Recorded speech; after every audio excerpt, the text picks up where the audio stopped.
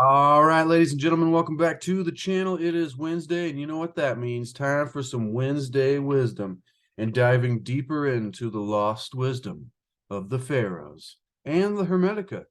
And we will be reading from the Hermetica, ladies and gentlemen, diving deeper into the section entitled The Creation of Humankind. And actually, we just now come to this section. And next section after this will be the birth of human culture, and man is a marvel. And then after that, the zodiac and destiny. So these next three sections here will be focused around, as you can see, humankind and humanity and the birth of our culture and us as a marvel, all coming to us from the figure of Hermes, or Thoth, the sage god from Egypt, and Greek Hermes. Hermes Trismegistus, Greek for thrice greatest Hermes, which was a combination of the Egyptian Thoth and the Greek Hermes. The Hermetica, ladies and gentlemen, is a fascinating introduction to the esoteric and occult mystical schools, the mystery schools, and the mystical traditions and spiritual philosophy of ancient Egypt.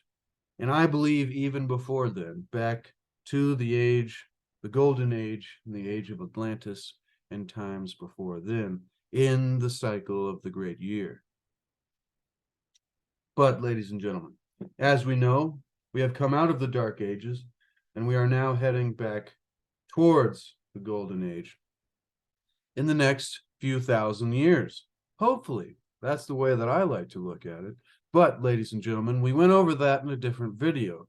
So this video today here is, we're reading from, once again, the Hermetica The Lost Wisdom of the Pharaohs. It is a Tarsher Cornerstone edition by Timothy Freke and Peter Gandy, who are authors of other books that are fascinating, the Jesus Mysteries, and so lots of other things. But, ladies and gentlemen, without any further ado, the last few sections we've gone through was discussing the cosmos, or understanding the nature of reality and how the hierarchy of reality, from all the way from Atum, or universe, or God, or the source, comes down to, the mind of Atum, which is responsible for a lot of creation.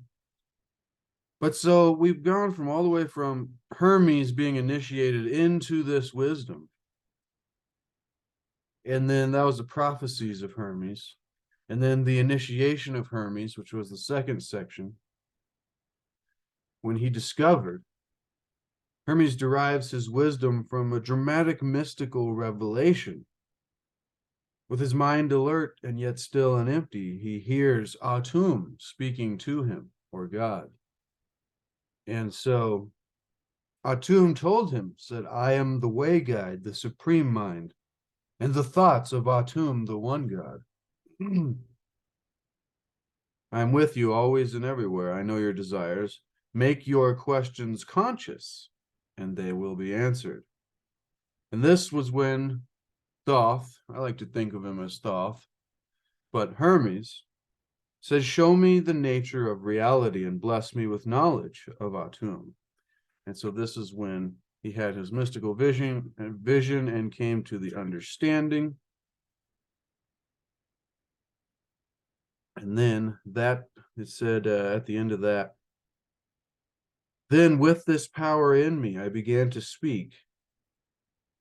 And the aloof laughed at my words, but others knelt at my feet. I told them to stand and receive the seeds of wisdom, which I will sow in you with these teachings. And that led into the being of Atum, so an understanding of God, or the nature of Atum. And then that went into, ladies and gentlemen, contemplating creation and trying to understand creation, and then the living cosmos and the nature of the cosmos, and then time and an understanding of the principle and the role that time and future and past and life and transition, all of this has And then we went into some astrotheology, understanding the gods. And then finally, last week, the hierarchy of creation, which was a bit shorter, but a list pretty much of everything that was discussed up until that point. And now, ladies and gentlemen, we find ourselves at the most fascinating section where, having discussed the principles by which God created the cosmos, in this chapter, today, we will be going over where Hermes describes the making of humankind, the creation of humankind, ladies and gentlemen.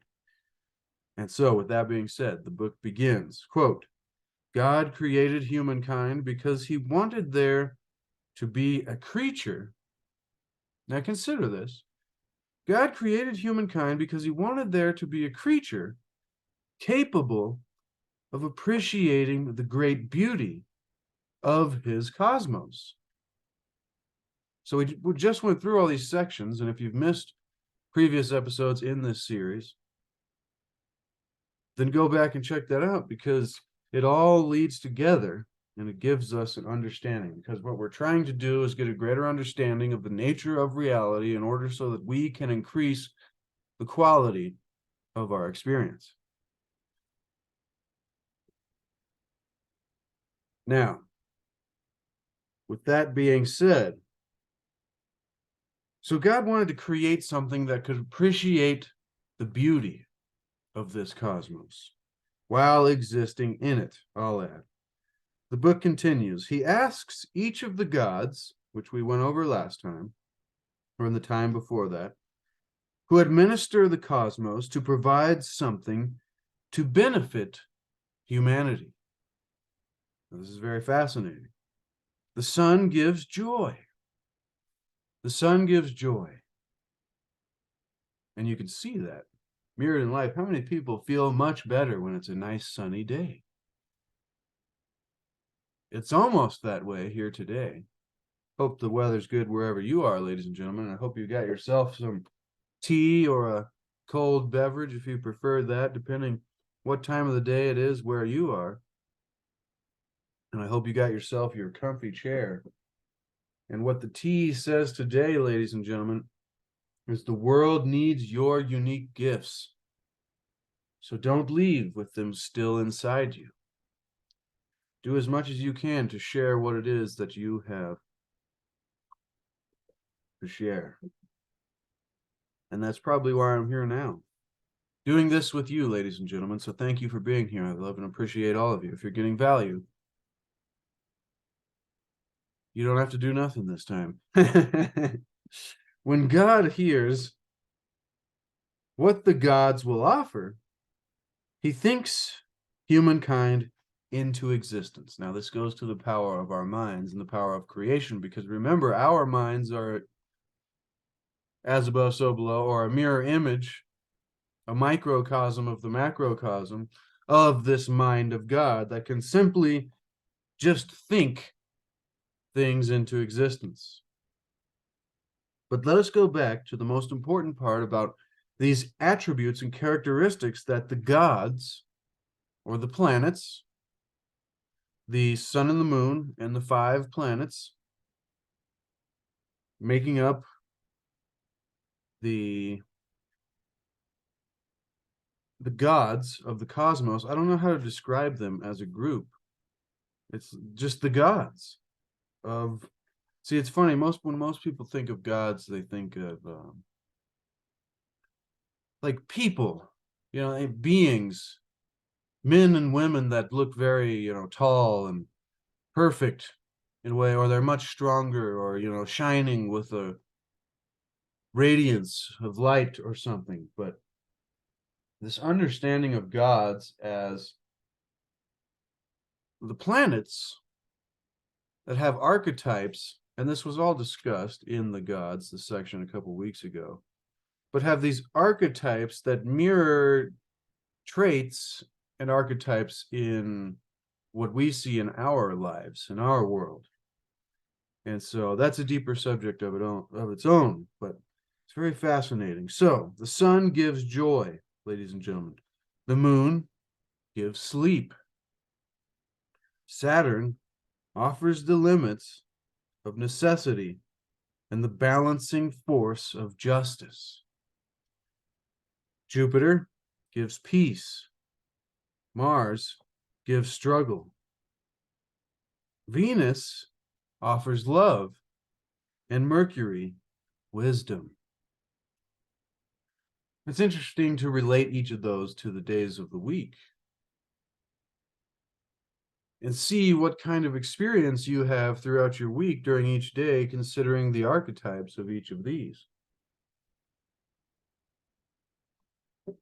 Like me doing these videos every Tuesday and Wednesday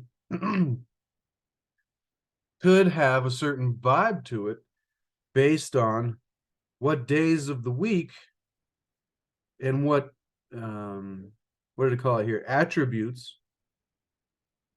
He asked each of the gods to administer the cosmos, to provide something of benefit. So benefits, you could say. Some people would find negative versions of each of these benefits from the gods that we get.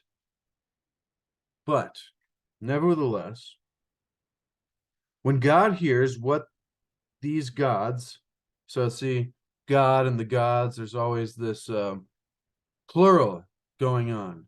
And you even find this in Christian, texts where the gods and goddesses, the Elohim, or, there's many different versions where it's multiple and plural. And when God was speaking with the council of the gods and all of these things, and this is obviously correlation to the stories that they were basing their story on, so they could take over the pagans. Sorry, ladies and gentlemen, I wobbled the table there. But as we've seen in the history of the Hermetica, back in the introduction, the beginning to this book, it was a constant battle between this ancient mystical wisdom of the ages, which was to turn pagan wisdom. It was only because this survived that allowed the flourishing of Florencia, or, the beginning of the Renaissance.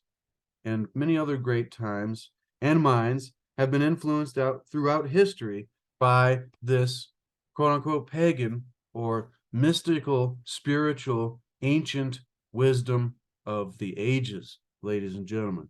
Minds such as Newton, Milton, Shelley, Shakespeare, Botticelli, and Leonardo da Vinci, and even Carl Jung, and many, many more, ladies and gentlemen. It just makes me wonder, why were we never told about this if it's been so influential? I mean, is it the fact that Christianity really did a good job of squashing it down, and so nobody really wants to take interest in the esoteric or hidden mystical knowledge of cultures past, times past? Or is it a subject that is purposefully kept from the masses? I almost sometimes think of it in a good way, like where you wouldn't give an undereducated or somebody who is not ready a whole bunch of dangerous things. You wouldn't hand a child a gun because that could be extremely dangerous. You would not give just any person a lightsaber, ladies and gentlemen. But is this knowledge, is this wisdom just that? It may be.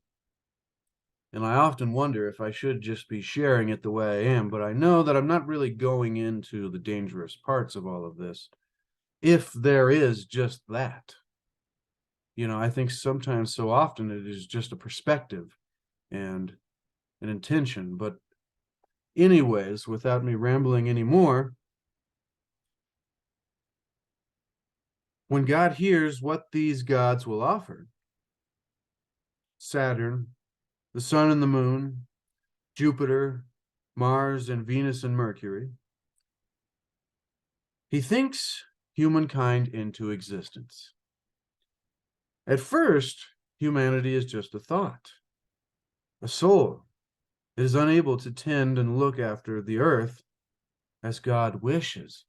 Oh, man. See, and this is in the biblical um, translations as well. In the beginning, there seemed to have been this time before man was made flesh, was made out of what are those, the clay of the earth or something like that, made from the dust of the earth. But it seemed that even in translations of the biblical text, that there is this story where at first man was just a spiritual, etherical being. And when we're saying the term man, we're talking about humankind here. So don't get off on tangents of the whole sexism thing. That's a different subject. We're talking about spiritual philosophy here, ladies and gentlemen. So when God, he thinks us into existence, and at first we were just a thought, a soul, not body. So really consider this. Before we ever found form, we were initially formless. Spirit, soul.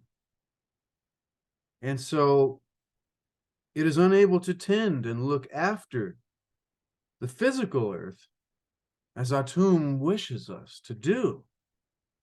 And so God gives each human a mortal body within which to house the immortal soul. To do this, he first creates nature. She is like a beautiful woman, and God makes her mistress of the world. That's very fascinating. I wonder what that really means. She produces the seeds of natural life, seeing in the human soul an image of God. So I wonder if it's referencing the divine feminine principles and the traits and characteristics that represents, as far as giving life and producing the seeds and so on.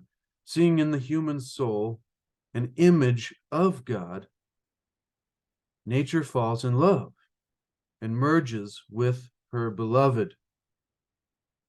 This is the blending of body and soul, which produces each one of us. Hence, all human beings have a dual nature. And isn't it fascinating that we're always experiencing this paradoxical duality of a unity in life, to where things seemingly are two different separate things, but the same thing at one time, if that makes sense. I may be talking a little too deep here, ladies and gentlemen. But like as it is a necessity in order to experience light to have darkness, otherwise they're both canceled out. And so using that as an analogy for our own personal human experience in life, talking about this creation of humankind from the ancient Hermetic philosophy, spiritual philosophy. Hence, all human beings have a dual nature, being a combination of an immortal soul and a mortal body. Immortal soul, ladies and gentlemen. So if we could come to know that as a collective and get our collective subconscious and our collective consciousness to know that we are an immortal soul, and then to begin to work forward with that as the new collective understanding, rather than most of us just thinking that we are temporary. We're just here having, a human experience, and every now and then we'll have a spiritual experience, rather than being spiritual beings that are having a temporary human experience. I said that the wrong way, but you know what I mean, ladies and gentlemen. We need to know that we exist beyond our body, and that this is just, as some poets called, a tattered coat upon a stick. This is but a poetry thing. If you know that poet, then leave that in the comments below, ladies and gentlemen, because I don't actually remember who it is at the moment. Seeing in the human soul an image of God. Nature, the mistress of the world, falls in love. Is this after we got the physical body? Yes, God gives us each a mortal body. But to do this, so no, I don't know. See, we'll find out. To do this, he creates nature. And God makes her mistress of the world. She produces the seeds of natural life, seeing the human soul, an image of God. Okay, so I'm thinking we're still floating around as wisps or, you know, etherical beings or spirits or souls, just, doing our thing, being the image of God. And see, even that's a reference to the biblical. You could tell that certain stories are based on other stories and they're replete all across the earth. And there is something else. Rather than putting a title to each one of these traditions and separating ourselves to understanding the wisdom behind all of it and the wisdom of the ages. This is like those people who watch Ancient Aliens and are like, dude, see, there's pyramids everywhere across the planet. And their mind can't go any further than that. But it's like, yeah, dude, there was a spiritual wisdom and understanding of reality that was all across the planet at one time, and we were extremely advanced beyond what we could possibly imagine now, other than fanciful ideas of what Atlantis and things like that may have been like. But, ladies and gentlemen, was Tartaria here not too long ago? That is its own subject.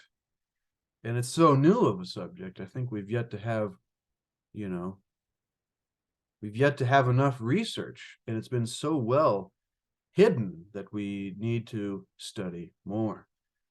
Don't discredit anything, though, ladies and gentlemen. That's how you sometimes find yourself missing the mark, so to speak, if you know where that translation comes from. So, before we get into the words of Hermes, which is my favorite part, let's finish here this description of what we'll be learning. And so nature falls in love and merges with her beloved, I guess us, the spirits. And this was the blending of body and soul. So I'm guessing nature, the mistress of the world, produced Mother Nature, we could call her. We all have heard that term. And see, isn't it interesting how that archetype stands strong still, even in the ancient wisdom of the Pharaohs? But so nature created bodies for us. That's what it's sounding like. The blending of body and soul, which produces each one of us. And then we have this dual nature, this duality that happens. See, it was a oneness. And then once we took on the dual nature, then we had both immortal souls and mortal bodies. We honor both sides of our nature, so we don't hate our physical existence. This is a key spiritual point. Most people probably get this, have you ever heard the term spiritual materialism and how we can become so spiritual that we, begin to miss the mark or go the wrong way with this, we think we know it all. And we're like, oh yeah, so you're supposed to just escape the physical realm and it's all about being a spirit being and etherical and getting to the 45th dimension, man. And you know what I mean? Like sometimes we can go too far and we got to be careful to remember that each part of experience and existence is necessary. And so we can't cancel out things just because we learn that we're also spiritual beings having a physical experience. That doesn't mean we want to cancel out the physical experience immediately and escape, which is sometimes what people will immediately go to because they forget, like this idea of peace and happiness. I say all the time that, happiness, seek to achieve and maintain happiness through enlightenment. But I also understand that there is balance and there is a necessity for other experiences than happiness and joy and bliss in order to have a full experience and learn and grow through these experiences and increase our soul levels, ladies. I don't know what, just increase our unconscious knowledge the wisdom that goes with us through lifetimes. I'm rambling again, as you can tell. Hope you're getting value, ladies and gentlemen. If you are, consider subscribing. If you're already subscribed, then leave me a comment. Let me know what you think, because I love to get off on a tangent. This blending of body and soul produces each one of us, giving us this dual nature of immortal and mortal. But we must honor both sides of our nature when we serve God by administering the natural world for him. So this gets back to the purpose of life. It is to know God, or to know Atum, or Source, or Tao, or the Force, and be able to see it for all that it is and the beauty that it is, and be able to appreciate that beauty. And then we're getting now to honor both sides of our nature when we serve the Force, or the Tao, or Atum, whatever it be for you, ladies and gentlemen, by administering the natural world we find ourselves in for him. And finally, God gives humankind a last great gift, the ability to reproduce. More than this, he makes the process a holy, loving sacrament which reflects the marriage of matter and spirit that creates the cosmos. This is linking into the previous sections of the creation of the cosmos and contemplating creation. This idea that there is the spiritual version, the as above, so below, the micro and the macro, and that there's a mirror image of that in the physical reality of the spirit. And so we're just learning about our nature as a spirit or a soul, immortal in a mortal physical form. We're also doing both, just as the rest of the cosmos is. And so this reproduction act, making love, or whatever we call it in its different forms here that we have probably taken down to the depths throughout the last few thousand years. But ladies and gentlemen, let's continue to discover. It is fascinating to think of it as a process of loving sacrament which reflects the marriage of matter and spirit that creates the cosmos, much like we are immortal spirit and mortal body, matter and spirit. The sacred bond of love, remember, being one of the archetypes that comes to us from, what was it, Venus?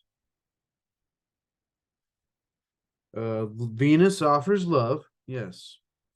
And who was Venus, ladies and gentlemen? Was that Inanna? The queen of heaven? Maybe. But it's fascinating how all of this is related. All of this relates to everything else, even the simplest of things, if you look at it metaphorically, ladies and gentlemen. And I hope you can begin to see those synchronicities, because that's when you're getting, you know how some people are always looking for communication from God. Why does God talk to certain people and not other people? And I think there are certain ways that you can have the eyes to see and the ears to hear. As one Jedi master put it. Because if he existed, then I think Jesus was a Jedi, ladies and gentlemen. Because if you look at those, never mind. That's comedy, ladies and gentlemen. I hope you get some comedy out of that. So before we get into the words of Hermes, we're almost there. This sacred bond of love unites man and woman together so that they may share their essential qualities with each other. And there is a hermetic understanding of the different qualities of male and female. And the reciprocity, you can see a good example of it, metaphor in the sun and the moon, being the expansive and contractive, these principles with different polarities that work in harmony and unison with each other in order to be a part of the perfect ordered functioning of the cosmos and reality. It's a good metaphor. Anyways, now, ladies and gentlemen, without further ado, I like to make that first bit a bit long sometimes so it can give us an understanding of what Hermes is about to say, because he says it so powerfully, but so succinctly at the same time. He doesn't ramble like I do, so if you're looking forward to that, then let's begin, ladies and gentlemen, in the section entitled The Creation of Humankind. In the words of Thoth, or Hermes, Hermes Trismegistus. And he begins by saying, on the creation of humankind, quote, when the Creator, who for want of a better name, we call Atum, had made the second God, which is the cosmos, he was pleased. His creation was beautiful and wholly filled with goodness, and he loved it like his child. In his kindness, Atum wished for there to be a creature capable of appreciating the beauty of his creation. So by an act of will, he created humankind to be an imitator of his divine wisdom and nurturing love. Atum asked each heavenly god in turn, what can you provide for humanity, which I am about to create? The sun said it would shine all day, providing laughter as a source of joy for both mortal minds and the boundless universe itself. The moon promised sleep and silence, and to shine by night. Saturn offered justice and necessity. Jupiter gave peace, and Mars struggle. Venus preferred love and pleasure. Mercury, who is also called Hermes, said, I will make humankind intelligent. I will convey to them wisdom and knowledge of the truth. I will never cease to benefit all humanity. Atum was glad when he heard these words and gave the command that man should come into being. Mind, the All-Father, who is life and light, gave birth to humanity, which bore his own image, and he took delight in his offspring. Joined to the gods by a sense of kinship, humanity worshipped them with piety and holy thoughts, while for their part, the gods watched over humankind with concern and loving mercy. At first, man was solely eternal and spiritual, but Atum saw that his creation, his new creation, could not tend to the earth unless he sheltered them in a material envelope, giving man a mortal body, as well as an immortal soul.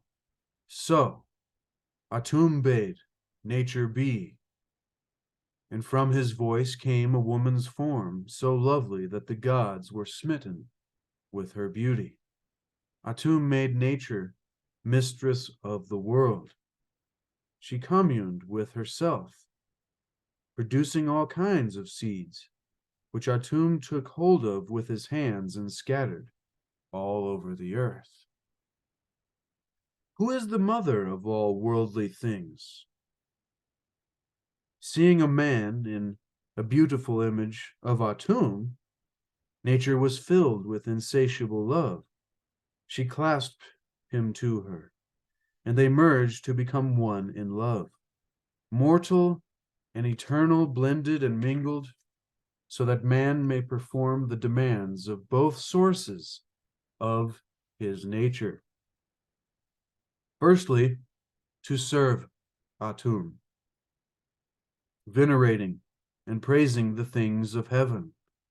Secondly, to assist and administer the things of earth by tilling the soil, navigating the waters, building on the land, and by serving each other. That strongest of bonds that links the human race together. Then Atum, the master of generation, bestowed onto humankind the sacrament of reproduction. Reproduction, ladies and gentlemen, full of affection and joy, gladness and yearning, and all the heavenly love that is his being. I would have to explain the nature of this compelling sacred bond that binds a man and woman together, were it not that each one of us, if we explore our innermost feelings, can experience it for ourselves. Contemplate that supreme moment when each sex infuses itself with the other, one giving forth and the other eagerly embracing. And that moment, through the intermingling of the two natures, the female acquires male vigor, and the male is relaxed in female languor.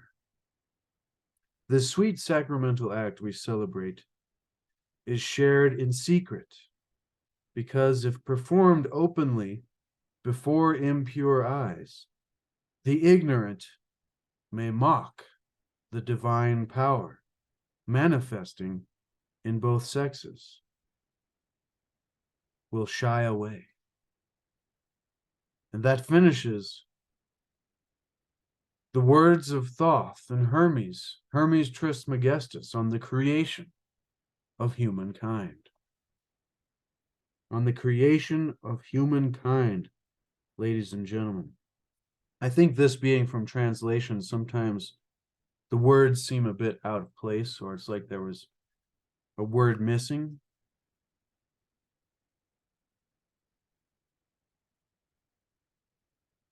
It's very fascinating, though, ladies and gentlemen. That's a very, very deep and profound section, one of the longer sections that we've gone through so far. And it linked in all the wisdom we've attained so far leading up to this. It also links in wisdom that's in other Hermetic teachings and books on the Hermetic philosophy. This was powerful, ladies and gentlemen. Constant contemplation, like Hermes said back in the beginning. Remember, we must be reminded each time, ladies and gentlemen, that through pure philosophy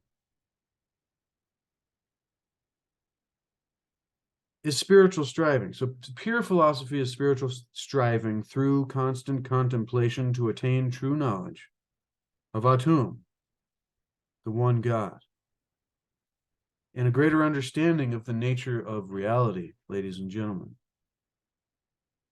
I'm second guessing whether or not I should go over this section more, or if we should leave it at that, because that was a boom to wisdom and a boom to knowledge. Maybe real quickly, we'll go over a few points. When the creator, for want of a better name, so that's even interesting. Thoth says, this creator, for want of a better name, that we call Atum, he had made the second God, which was the cosmos itself. That is fascinating. And then the lower gods being the planets. But see this thought that once he created creation, the cosmos, reality, the universe, that was wholly filled with goodness, and he loved it so much, like his child, he wished for there to be a creature capable of appreciating the beauty of his creation. So this is our purpose for being here, ladies and gentlemen, is appreciating the beauty of creation. And so by an act of will, he created, this is going back to our, remember, micro, macro, ability to manifest the same way that the mind of God or the cosmos does. Atum. He creates us to be an imitator of his divine wisdom and nurturing love. Once again, this mirror image type of thing, as above, so below, in the image. And so he asked each of the heavenly gods, each of the planetary bodies, including the sun, what can you provide for each of us? And the sun said it would shine, providing laughter and joy for both mortal minds and the boundless universe itself.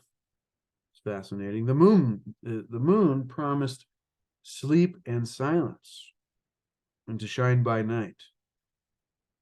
And I'm sure if we had the full works of Hermes, this section on what each of the planets does is probably huge. It goes into a big chapter long, probably a big section on each one and all their principles and archetypes and, whatever it is, the roles that they play.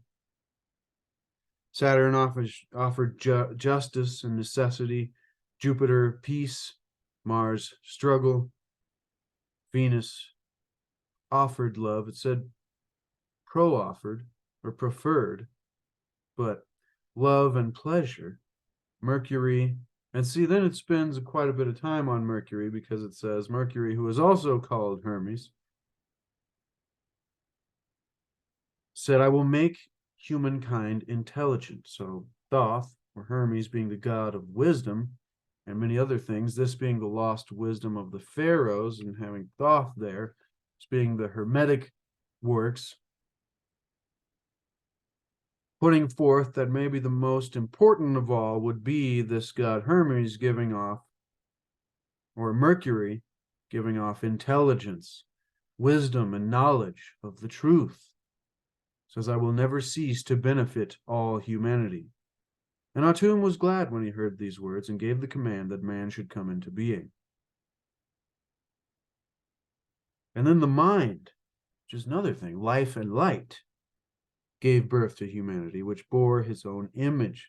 So once again, there's that reference to the being made in the image of God. And he took to delight. There's also a reference to the Father there, which can be very misinterpreted in the Christian tradition, misunderstood by translations over the years and different groups using it for different purposes. Joined to the gods by a sense of kinship. See, this is another thing here going to astrotheology and theology of the gods being the planets and these archetypes that were worshipped for their different purposes, is because we were made with these characteristics of each of these according to this spiritual philosophy. We can each have our own opinion on what really happened and how we were actually made, but this seems to be a story that is replete throughout our history in different languages and different metaphors, but it's always going back to the same archetypal story. And so humanity feeling joined to the gods, being an offspring of their characteristics as well as the mind of Atum, felt a type of kinship to them and to the universe. Remember, we're supposed to use this knowledge and this wisdom that Hermes has given us and use it because Atum wished for there to be a creature capable of appreciating the beauty of his creation, and then later, as we learn, tending to it. And so through this process, we felt this kinship to the planets and the gods and Atum, and humanity worshipped them with piety and holy thoughts, while for their part, the gods watched over humanity with concern and loving mercy. And so as man was solely eternal and spiritual, so this goes back to the, existing as a spirit before mortal, and then the blending of the immortal and the mortal bodies. That was a deep part in its own there. The lovemaking of nature in the spirit of Atum. Once again, just a blending of the physical and non-physical versions of reality. And then I love the way that Thoth puts it there at the end when it comes into the sexual part of this and the reproductive aspect, as he goes, I would have to explain the nature of this compelling sacred bond that binds a man and a woman together. Were it not for that each one of us, if we explore our own innermost feelings, can experience it for ourselves. And we can contemplate that supreme moment in our own right. And I personally need not go into explaining that deeper for you, ladies and gentlemen. I just thought it was funny that in bit there about this sweet sacramental act that we celebrate, knowing this esoteric spiritual wisdom, should be shared in secret, because if performed openly before impure eyes, I would say before ignorant eyes, but the ignorant may mock, and the divine power manifesting in both parties will shy away. So we will ruin the divine alignment or connection. And remember, this whole process of manifesting comes back to this, the tons of principles that there are in creating an alignment with force or Tao or God, and this harmony in this union. Described in this section, the creation of humankind in the words of Thoth and Hermes, Hermes Trismegistus. Atum, the master of generation, bestowed on humankind the powers. And this is funny. No, it's not funny. This is powerful, but it's maybe more interesting is a better way to say it. That secondly, so first, our purpose here, it was like mortal and eternal were both sources of our nature, that we may perform the demands of both sources of our nature. Firstly, to serve God, or Atum, venerating and praising the things of heaven. And I think what that means for me personally is what it said earlier, to be able to appreciate the beauty of Atum's creation and be an imitator of his divine wisdom and nurturing love. I think that's what it's meaning when it says our second purpose. No, first purpose is venerating and praising the things of heaven. So creation and reality. Our second purpose, the meaning of life, the reason we're here, is to assist and administer the things of the earth by tilling the soil and navigating the waters and building on the land. Apparently, some of us are out here thinking that that's something that we need to do less of, which we're probably right about that. Some things we can do in a bit too much of excess, ladies and gentlemen. And most importantly, I think, to the second demand of performing both sources of our nature, spiritual and natural or physical, is by serving each other. That strongest of bonds that links the human race together. Interesting, ladies and gentlemen, profound and powerful. And that is a boom to knowledge and a boom to the lost wisdom of the Pharaohs. And we'll leave it there for now. Next week, ladies and gentlemen, don't worry, we'll be diving deeper into this subject and learning more about the birth of human culture. And in this chapter, next week, Hermes describes how human beings became civilized and created culture under the guidance of the god Osiris and the goddess Isis. And the goddess Isis, ladies and gentlemen, very fascinating. And that is a boom to wisdom and a boom to knowledge. And so remember, ladies and gentlemen, to seek to achieve and maintain happiness through enlightenment. Seek to discover the hidden wisdom of the ages and the hidden mysteries of our reality and the nature of reality and the lost wisdom of the Pharaohs. And also remember that happiness is the way, ladies and gentlemen. There is no way to happiness because it is the process that we have to bring to life. So all the things that we've been telling ourselves, oh, I'll be happy when I can, get this or get there, that becomes irrelevant because we are there. And then hopefully the entire journey becomes wonderful.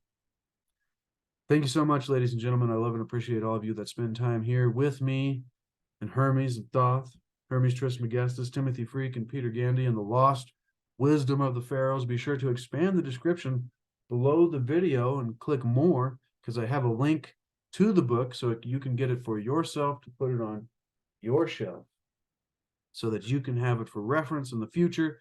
Because sometimes things like these, you go over them and then you live a few years and it resonates and it, simmers and marinates, so to speak, within your mind. And then you come back and you are even more ready than you were before. And when the student is ready, the teacher will appear, and the teacher isn't always a person. More often, it is something almost unnoticeable by those who are not ready, whether it be a butterfly or a gust of wind at the right time when you're ready in the right state of thought. Thank you so much, ladies and gentlemen, once again. Also, if you want to check out my landscape paintings, expand the description below, and you can also find yourself a link to, over there in the corner, C60, Purple Power, the most powerful antioxidant known to man. The reason I'm pointing to the screen, if you're wondering, I'm not pointing to links that'll click up. I'm literally pointing to the painting there in the box of C60 Purple Power back there. Some people might be like, where are the links? They never pop up wherever he's been. But anyways, that's down below in the description.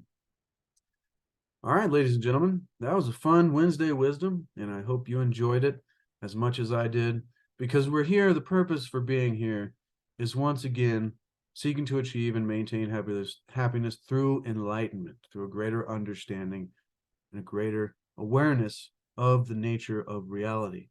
And if we can have that greater understanding of reality, of the nature of reality, then hopefully we can in turn increase the quality of our experience, not only for ourselves, but for those around us and those who will come after us, ladies and gentlemen. And with that being said, I'll catch you next week on Tuesday Tao, and next Wednesday on more Wednesday Wisdom, diving deeper into the lost wisdom of the Pharaohs and living the wisdom of the Tao. And hopefully we'll do some short videos in between now and then.